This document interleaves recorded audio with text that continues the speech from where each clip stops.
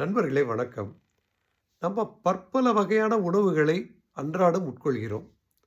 இதெல்லாம் உடம்புக்குள்ள போய் என்ன பண்ணுதுன்னா, உடம்பு அத டைஜஸ்டிவ் சிஸ்டத்தில எல்லாத்தையும் செரிமானம் பண்ணிருது. அதற்காக ஸ்பெஷலா நொதிகள், என்சைம்ஸ் உடம்புல இருக்கு. அது அந்த உணவு மேல ஆக்ட் பண்ணி, அதை கூழாக்கி, அதில் உள்ள சாற்றுக்களையும், சத்துக்களையும் உறிஞ்சிக்கொண்டு, சக்கைகளை உடம்ப விட்டு வெளிய அனுப்புறது.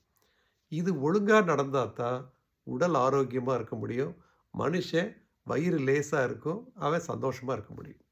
அதே போல தான் மனதளவில் பழைய விஷயங்களை எல்லாத்தையும் நம்ம டைஜஸ்ட் பண்ண கத்துக்கணும். இ அந்த மென்டல் டைஜஷனுக்கு உதவுற நொதிக்கு பேரு அக்செப்டன்ஸ். நடந்ததெல்லாம் நடந்து போச்சு. இதிலிருந்து நமக்கு என்ன பாடம், படிப்பினை அத மட்டும் உறிஞ்சிக்கொண்டு, மற்ற தேவையற்ற விஷயங்கள் எல்லாத்தையும் மனச விட்டு அனுப்பி விடுவது தான் மென்டல் டைஜஷன். அப்படி இல்லாம, எப்படி வயிறுல போட்டதெல்லாம் வயித்த விட்டு போகாம இருந்தா, வயிறு கல்லு மாரி ஆயிடுமோ, அது மாரி மனசையும் பழைய விஷயங்களால கல்லு மாரி வச்சிருக்கிறது, எந்த விதத்திலயும் புத்திசாலித்தனம் அல்ல. இதை நம்ம புரிந்து கொள்ளணும். நன்றி.